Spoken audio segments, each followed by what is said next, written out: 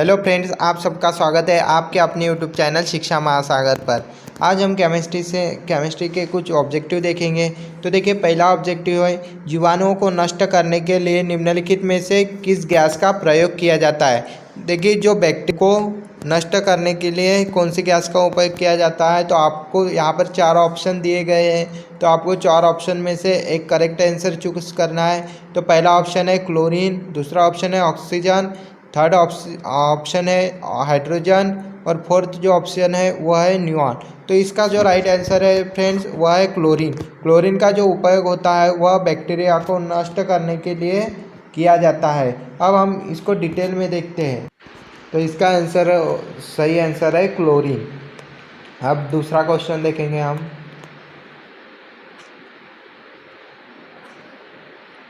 कहाँ काम करने वाले व्यक्तियों को ब्लैक लंग रोग हो जाता है। तो देखिए, पहला ऑप्शन है विद्युत लेपन उद्योग में जो व्यक्ति काम है उनको होता है क्या। फिर आता है दूसरा ऑप्शन है कार्बनी विलायक उद्योग, पेंट विनिर्माण उद्योग, चौथा है कोयला खान। तो इसमें से जो सही आंसर है कोयला खान में जो व्यक्ति काम करते हैं उनको होता है ब्लैक लंग रोग, है ना। ब्लैक लंग रोग किस प्रकार के व्यक्तियों को होता है, कोयला खान में काम करने वाले व्यक्तियों को। अब थर्ड ऑब्जेक्टिव देखते हैं हम। निम्नलिखित में से ऑक्सीजन मिश्रित व निष्क्रिय गैस कौन सी है जो अवरोधित श्वसन से पीड़ित रोगियों को दी जाती है। पहला आंसर है पहला ऑप्शन है हीलियम, दूसरा है क्रिप्टॉन, तीसरा है आर्गन। तो देखिए, इसमें से जो आंसर है वह है हीलियम, है ना। अब आते हैं हम फोर्थ वाले ऑब्जेक्टिव की ओर। अम्ल वर्षा वनस्पति को नष्ट कर देती है, क्यों नष्ट करती है। तो इसका आप 4 ऑब्जेक्टिव में से बता सकते हैं। इसका तो बहुत ही सिंपल आंसर है। पहला ऑप्शन है नाइट्रिक अम्ल होता है, या अम्ल वर्षा में ओजोन होती है, या फिर मोनोऑक्साइड होती है, या फिर सल्फ्यूरिक अम्ल। तो देखिए, अम्ल वर्षा में सल्फ्यूरिक अम्ल होता है जिसके कारण से वनस्पतियाँ नष्ट होती है। अब आते हैं हम फिफ्थ वाले ऑब्जेक्टिव की ओर, क्वेश्चन की ओर बढ़ते हैं। एरोसॉल का उदाहरण है। एरोसॉल का उदाहरण क्या है, दूध है, नदी का जल है, धुआं है या रुधिर है। तो एरोसॉल का जो उदाहरण है वह होता है धुआं। एरोसॉल का उदाहरण क्या होता है, धुआं। अब आते हैं हम 6 वाले क्वेश्चन की ओर। धूम कोहरा मौजूद आग में जलन पैदा करने वाला एक शक्तिशाली द्रव है।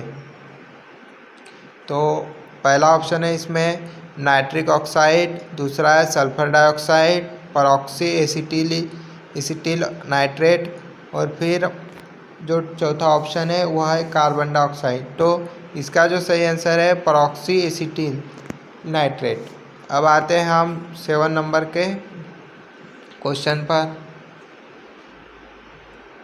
वायुमंडल में कौन सी गैस पराबैंगनी किरणों का अवशोषण कर लेती है। देखिए, वायुमंडल में कौन सी गैस है जो पराबैंगनी किरणों को पृथ्वी पर आने से रोकती है। तो कौन सी है गैस हो सकती है, ओजोन गैस, मीथेन, नाइट्रोजन या हीलियम। तो इसका जो राइट आंसर है ये तो सभी को पता ही होगा। आप कमेंट के माध्यम से हमें आंसर कर सकते हैं, आंसर दे सकते हैं। तो इसका जो आंसर है वह है ओजोन गैस। ओजोन गैस सूर्य से आने वाली पराबैंगनी को पृथ्वी पर आने से रोकती है, जिससे कि पृथ्वी पर रहने वाले व्यक्तियों को भयंकर एकदम खतरनाक रोग होने से व्यक्ति बच जाते हैं। अब आते हैं हम 8 नंबर के क्वेश्चन पर। वर्षा मेघ बीजन के लिए प्राय प्रयोग किए जाने वाले रासायनिक द्रव्य है सिल्वर आयोडाइड, सूखी बर्फ, उपर्युक्त सभी। तो इसका जो आंसर है वह है उपर्युक्त सभी। अब आते हैं 9 नंबर के क्वेश्चन पर। 9 नंबर का जो क्वेश्चन है हमारे पास वह है हरे फलों को कृत्रिम रूप से पकाने के लिए प्रयुक्त गैस है। हरे फल जो होते हैं उनको पकाने के लिए कौन सी गैस का उपयोग किया जाता है। तो इसका आंसर आता है इथिलीन। देखिए, अब मैं आपको इसको अच्छे से डिस्क्राइब करूँगा। तो देखिए, फलों को पकाने के लिए कैल्शियम कार्बोहाइड्रेट के इस्तेमाल से स्वास्थ्य पर असर की चिंता को देखते हुए सरकार अब इसकी जगह इथिलीन के प्रयोग के नियम को लागू करने की तैयारी कर रहे हैं। मतलब पहले क्या किया जाता था कि कैल्शियम कार्बाइड का प्रयोग किया जाता था, लेकिन अब क्या किसका प्रयोग किया जाता है? इथिलीन का प्रयोग किया जाता है। देखिए इथिलीन के इस्तेमाल को कार्बाइड के मुकाबले अधिक सुरक्षित और स्वीकार्य माना जाता है। इसके लिए मानक तैयार करने की प्रक्रिया शुरू कर दी गई है। इस संबंध में राष्ट्रीय बागवानी बोर्ड के तत्वाधान में एक समिति बनाई गई है जो इथिलीन के इस्तेमाल आदि के बारे में मानक तैयार कर रही है। भारतीय कृषि अनुसंधान संस्थान के फल एवं बागवानी विभाग के प्रमुख डॉक्टर AK सिंह ने कहा है कि इथिलीन के प्रयोग के बारे में मानक तैयार किए जा रहे हैं।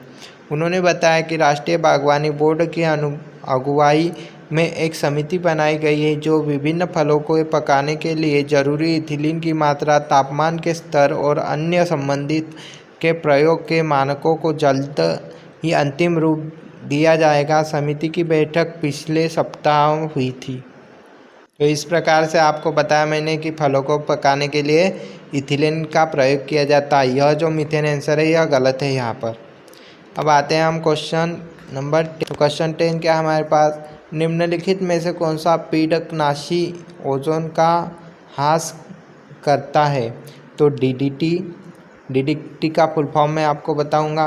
DDT या बेंजीन या मेथिल ब्रोमाइड या एथिलीन ओजोनाइड में से सही आंसर बताना है। तो इसका सही आंसर है मेथिल ब्रोमाइड। पीड़कनाशी ओजोन का ह्रास कौन करता है? Methyl bromide. तो आज हमने यहाँ 10 क्वेश्चन देखे। तो आप देख सकते हैं यह ऐसे क्वेश्चन है जो हर साल पूछे जाते हैं हर एग्ज़ाम, कॉम्पिटिटिव एग्ज़ाम में। तो आप इन्हें अच्छी तरह से पढ़ें और एग्ज़ाम की तैयारी करें। यदि आपको यह वीडियो पसंद आए तो वीडियो को लाइक करें, शेयर करें और हमारे YouTube चैनल शिक्षा महासागर को सब्सक्राइब करें। Thank you friends.